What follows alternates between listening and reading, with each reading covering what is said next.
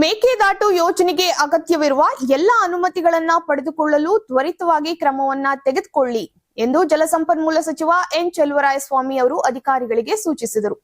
ಖಾತೆ ವಹಿಸಿಕೊಂಡ ಬೆನ್ನಲ್ಲೇ ಇಲಾಖೆಯ ಅಧಿಕಾರಿಗಳೊಂದಿಗೆ ಗುರುವಾರ ಸಭೆಯನ್ನ ನಡೆಸಿದರು.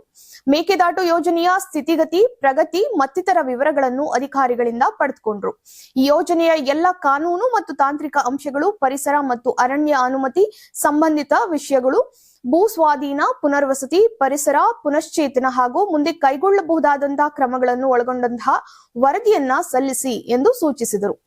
ಮೇಕೆದಾಟು ಯೋಜನೆಯನ್ನ ಯಾವುದೋ ಒಂದು ಸಾಮಾನ್ಯ ನೀರಾವರಿ ಯೋಜನೆ ಎಂದು ಪರಿಗಣಿಸಬಾರದು. ಬೆಂಗಳೂರು ಸೇರಿ ರಾಜ್ಯದ ಹಲವು ಪ್ರಮುಖ ನಗರಗಳಿಗೆ ಕುಡಿಯುವ ನೀರಿನ ಆಸರೆಯಾಗಿ ಈ ಯೋಜನೆಯನ್ನ ಕೈಗೆತ್ತಿಕೊಳ್ಳಲಾಗಿದೆ. ಯೋಜನೆಗೆ ಸಂಬಂಧಿಸಿದ ಎಲ್ಲಾ ಪ್ರಕ್ರಿಯೆಗಳನ್ನು ಒಂದೆನಿತೂ ಲೋಪಕ್ಕೆ ಅವಕಾಶವಿರದಂತೆ ಕಾನೂನುಬದ್ಧವಾಗಿ ಮತ್ತು ವೈಜ್ಞಾನಿಕವಾಗಿ ನಡೆಸಬೇಕು ಎಂದು ಅಧಿಕಾರಿಗಳಿಗೆ ಕಿವಿ ಮಾತನ್ನ ಹೇಳಿದ್ದಾರೆ.